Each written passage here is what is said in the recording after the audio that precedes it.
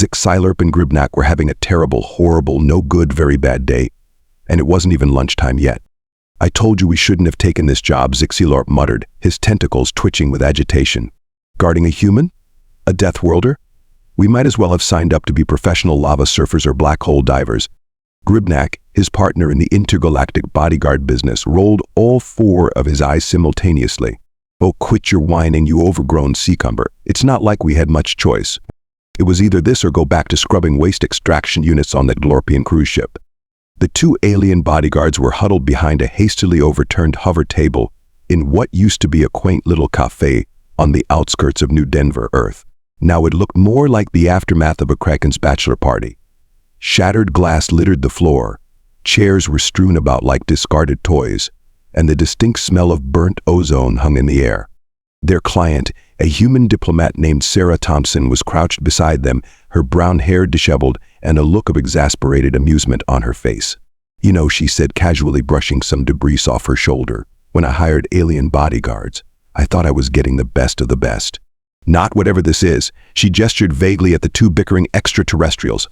Zixilurp's skin flushed a deep shade of embarrassed purple. "We are the best," he protested, his voice rising to a pitch that could shatter windows if there were any left unbroken. "We've protected royalty on gas giants, escorted celebrities through asteroid fields, and once we even managed to lose our client in a space mall." Gribnak finished with a snicker. "That was one time." Zixilurp hissed, a glob of bioluminescent spittle flying from his mouthparts. Sarah raised an eyebrow, a smirk playing at the corners of her lips. "Well, as fascinating as your resume sounds, perhaps we should focus on the small matter of the assassins trying to kill me." On cue, a barrage of plasma bolts sailed over their heads, scorching the wall behind them and adding to the cafe's new post-apocalyptic chic decor. "Right, yes, of course," Gribnak said, fumbling with his weapon, a state-of-the-art neural disruptor that looked suspiciously like a child's toy ray gun. "Don't worry, Ms. Thompson, we've got this completely under control." Sarah's other eyebrow joined the first in its upward journey. "Oh, really? Is that why you've been cowering behind this table for the last 10 minutes? Zixilurp bristled, his tentacles puffing up like an offended pufferfish. "We're not cowering. We're strategically assessing the situation." "Aha," Sarah deadpanned. "And I suppose that puddle beneath you is just accumulated strategic assessment." Gribnak looked down, his face flushing a mortified shade of treacherous. That's lubricant." "For my joints." "Yes, that's it. Very important for quick movements in combat situations." Sarah pinched the bridge of her nose, wondering for the umpteenth time why she had thought hiring alien bodyguards would be a good idea. Sure, they came highly recommended by the Galactic Security Association, but she was starting to suspect that the GSA standards were about as high as a flat worlder's understanding of elevators. "All right, boys," she said, her voice taking on the tone of a kindergarten teacher addressing particularly slow students. "Let's try this again. What's our plan to get out of here?" Zixilurp and Gribnak exchanged glances, their expressions a perfect blend of confusion and panic. It was clear that planning wasn't exactly their strong suit. Their usual strategy involved a lot of flailing, screaming, and hoping the universe took pity on them. "Well," Zixilurp began, his voice quavering like a nervous theremin, "we could try the classic runaway really fast maneuver. It's worked for us, at least 12% of the time." Sarah stared at him, her face a masterpiece of deadpan disbelief. 12%. Wow, with those odds, how could we possibly fail? Gribnak, apparently missing the sarcasm entirely, brightened up. "See, the human agrees. Let's do it." Before Sarah could explain the finer points of Earth humor, another volley of plasma bolts whizzed overhead, this time taking out the cafe's quaint live, laugh, lat sign. The irony was not lost on her. "Okay, new plan," Sarah said, her patience wearing thinner than a Venusian atmosphere. "You two provide covering fire, and I'll make a run for the hovercar. Once I'm clear, you follow. Think you can handle that?" The aliens nodded enthusiastically, their heads bobbing like those ridiculous dashboard ornaments Sarah had seen in old Earth movies. She wasn't entirely convinced they understood, but at this point she'd take what she could get. "All right, on my mark," Sarah said, tensing like a coiled spring. 3, 2, 1, go. She burst from behind the table, moving with a speed and grace that seemed to defy the laws of physics, at least according to her alien bodyguards. To them, watching a human in motion was like witnessing a freight train do ballet. Zixilurp and Gribnak, true to form, provided what they considered covering fire. This mainly consisted of Zexilorp waving his tentacles frantically while making pew-pew noises, and Gribnak actually firing his neural disruptor in entirely the wrong direction. Miraculously, Sarah made it to the hover car unscathed. She dove into the driver's seat, her hands flying over the controls with practiced ease. The engine hummed to life, a sound that was music to her ears and absolute gibberish to the assassins, who had apparently never considered that their target might actually fight back. "Come on, you idiots," Sarah yelled, gesturing wildly at her bodyguards who were still huddled behind the table, looking more like lost puppies than trained professionals. Gribnak was the first to move, scrambling towards the hover car with all the grace of a drunken giraffe on roller skates. He practically dove through the open window, landing in an ungainly heap in the backseat. Zexilorp, however, seemed to be having some sort of existential crisis. But the manual says we're supposed to protect you," he wailed, his tentacles waving in distress. Sarah's eye twitched. She was seriously considering leaving him behind and chalking it up as a workplace accident.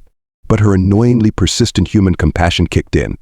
"Zexilorp," she said, her voice dripping with fake sweetness, "if you don't get your gelatinous behind in this car in the next 3 seconds, I'm going to show you why humans are classified as deathworlders.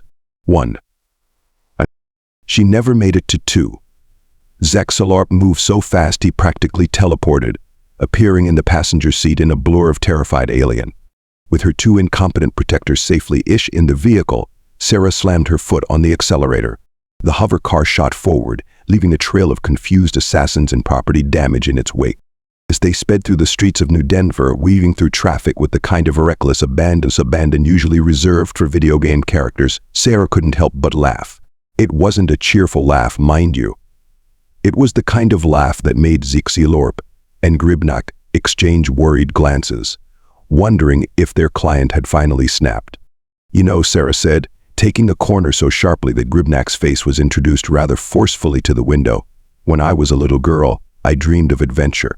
Space travel, alien worlds, intergalactic diplomacy. Nobody told me it would involve outrunning assassins with the galaxy's most incompetent bodyguards." "Hey," Zexilorp protested, his pride momentarily overcoming his terror. We're not incompetent. We're creatively efficient." "Is that what they're calling it these days?" Sarah muttered, swerving to avoid a slow-moving cargo hauler. "'Cause where I come from, we call it a clusterfull shit." The expletive was entirely justified. A massive hover truck had just pulled out in front of them, blocking the entire street. Sarah slammed on the brakes, the hover car's inertial dampeners working overtime to prevent them all from becoming very unattractive hood ornaments. They screeched to a halt mere inches from the truck's bumper. For a moment everything was silent, save for the heavy breathing of 3 very rattled individuals and the distant sound of pursuit. "Well," Gribnak said, his voice unnaturally high, "that was exciting. Who's up for a nice, relaxing game of galactic Trivial Pursuit?" Sarah ignored him, her mind racing. The assassins would be on them any second, and they were sitting ducks here in the middle of the street. She needed a plan, and she needed it yesterday. That's when she saw it. A narrow alley off to the right, barely wide enough for their hover car. It was risky, but then again, this whole day had been one big exercise in calculated insanity. "Hold onto your butts," Sarah growled, channeling her inner action hero. Before either of her alien companions could ask what exactly a butt was and why they should be holding onto it, Sarah yanked the wheel hard to the right. The hover car tilted precariously, nearly going up on 2 repulsors as it shot into the alley. The sound of scraping metal filled the air as the car's sides kissed the alley walls. Zexilorp let out a shriek that could have shattered glass, while Gribnak began reciting what Sarah assumed was some sort of alien prayer. It sounded suspiciously like the ingredients list for a galactic fast food chain. They burst out the other side of the alley into a quiet residential area. Sarah allowed herself a moment of triumph. They'd lost their pursuers, at least for now. She eased off the accelerator, letting the hover car settle into a more sedate pace.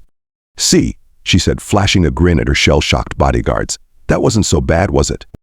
Zexilorp, who had somehow managed to wrap all of his tentacles around the headrest in a death grip, made a sound like a deflating balloon. Gribnak, for his part, seemed to have achieved a state of zen-like calm, or possibly minor brain damage from repeatedly introducing his head to the window. "You know," Gribnak said dreamily, "I'm beginning to think we might be slightly out of our depth here." Sarah snorted. "You think? What was your first clue? The plasma bolts or the high-speed chase through downtown?" "Actually," Zexilorp chimed in, finally untangling himself from the seat. "I think it was when you ordered that espresso drink this morning. The way you chugged that dark, bitter liquid, it was terrifying. Are all humans powered by such potent fuel?" Sarah couldn't help but laugh. "Oh, honey, you ain't seen nothing yet. That was just my starter fluid. You should see me after a triple shot." The aliens exchanged horrified glances, clearly wondering what sort of monster they'd been assigned to protect. As they cruised through the quiet streets, Sarah's mind was working overtime. They needed a safe house, somewhere to regroup and figure out who was trying to kill her and why. But more importantly, they needed a plan to shake off any remaining pursuers. "Okay, boys," she said, her voice taking on that kindergarten teacher tone again. "Pop quiz. You're protecting a high-value target in unfamiliar territory. What's your next move?" Skylarp's face lit up like he'd just been told the secrets of the universe. "Ooh, oh, I know this one. We find the nearest intergalactic embassy and claim sanctuary." Sarah raised an eyebrow. "And how exactly do you plan to do that?" "Last I checked, we were fresh out of intergalactic embassies in suburban Denver." Zixilorp deflated faster than a punctured balloon. "Oh, right, Earth. Sometimes I forget you humans are so isolated." "All right, my turn," Gribnak said, bouncing in his seat like an excited puppy. "We disguise ourselves as local fauna and blend in with the environment." Sarah nearly swerved off the road. "Local fauna? What do you think this is, the Amazon rainforest? We're in a residential area. Unless you can turn into a labradoodle or a slightly overweight house cat, I don't think that's going to work." The aliens slumped in their seats, thoroughly chastised. Sarah sighed, wondering for the umpteenth time if she should have just hired some ex-military humans instead. Sure, they might have been less interesting conversation partners, but at least they probably knew which end of a gun to point at the bad guys.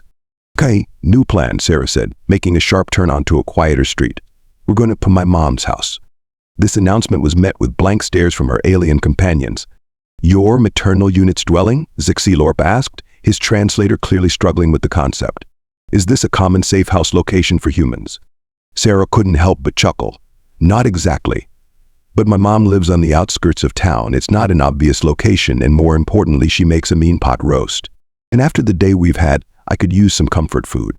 The concept of comfort food seemed to baffle the aliens even more than the idea of seeking refuge with one's parent.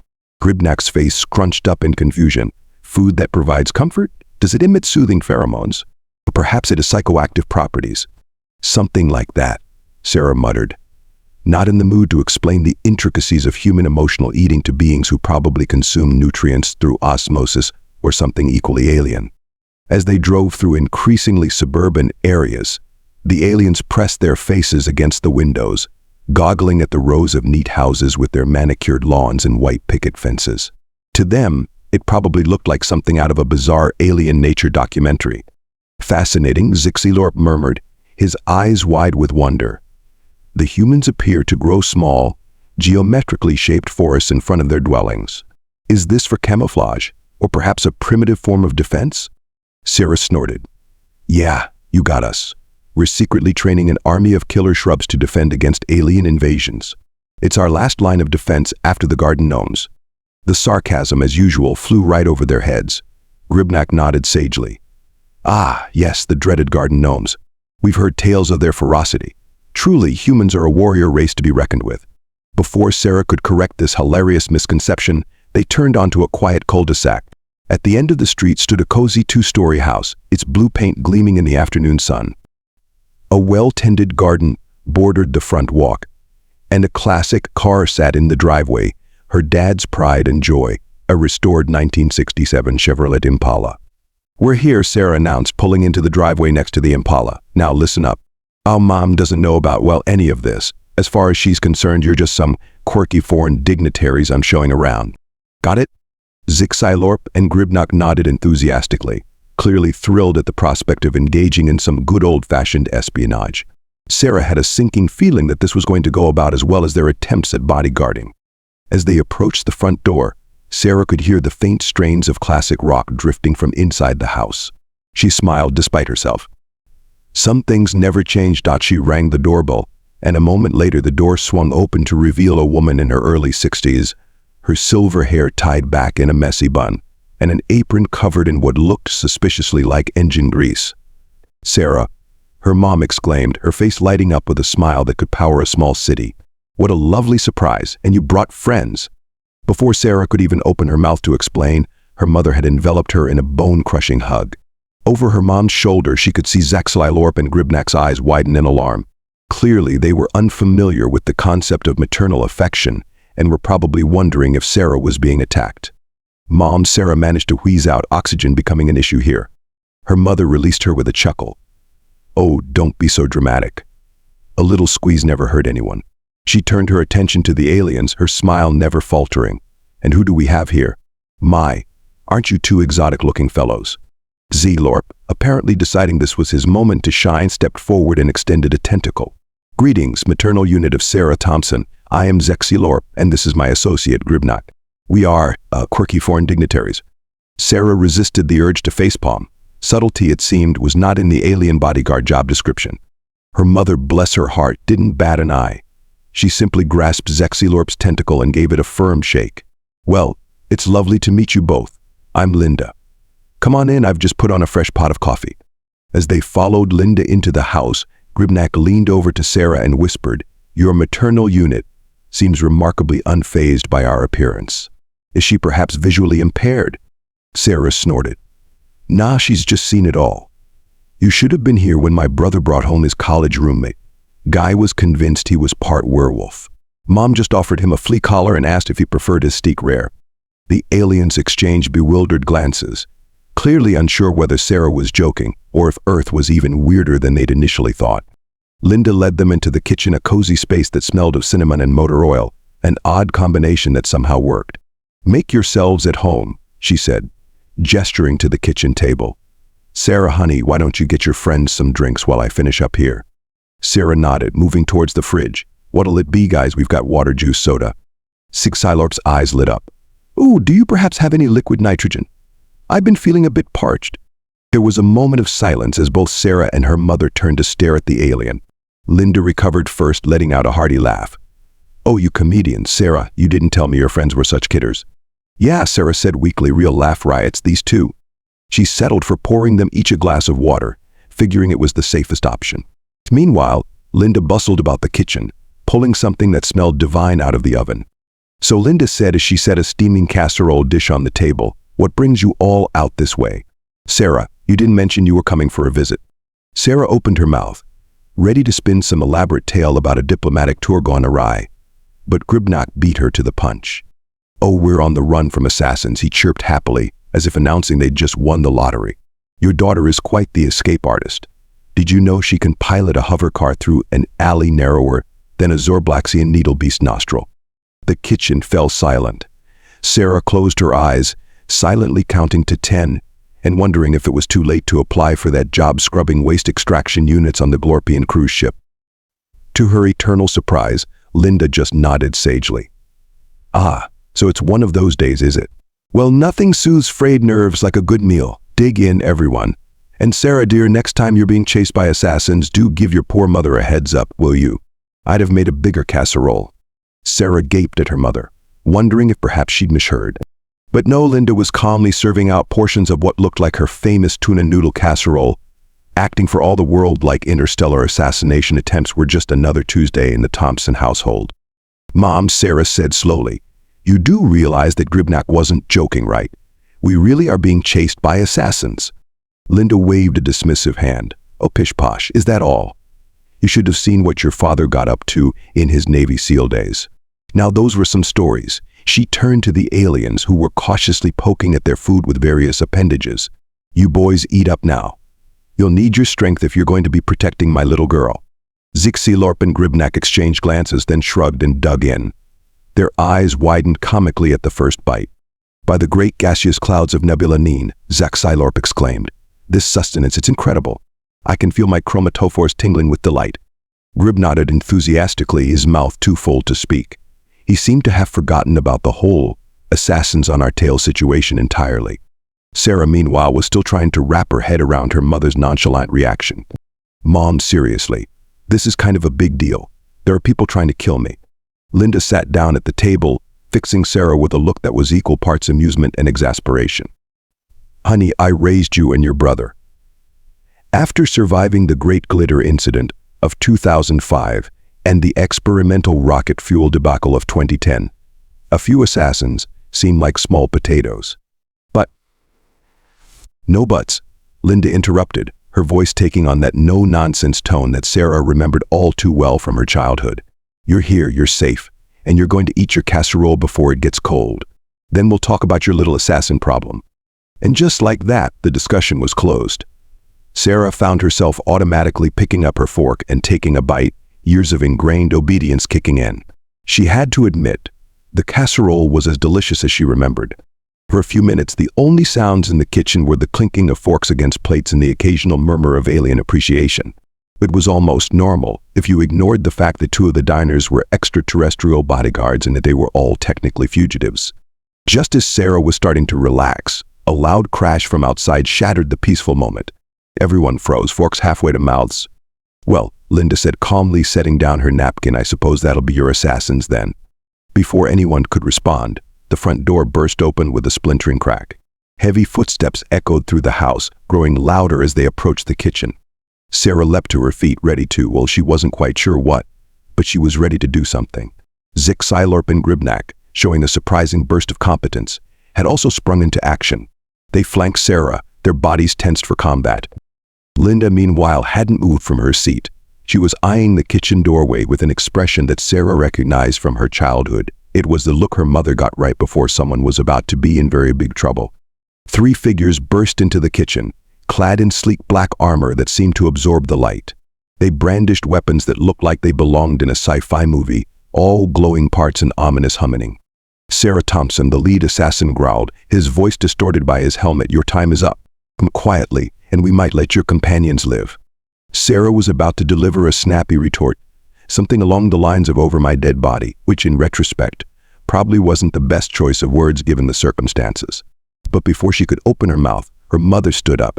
Linda Thompson, all 5 feet 4 inches of her, marched right up to the lead assassin. She looked positively tiny next to the armored figure, but the fire in her eyes could have melted steel. "Now you listen here, young man," she said, jabbing a finger into the assassin's chest plate. "I don't know who you think you are, bursting into my home like this, but I will not stand for such rudeness. You've tracked mud all over my clean floors, you've interrupted our dinner, and you've terrified my daughter's friends.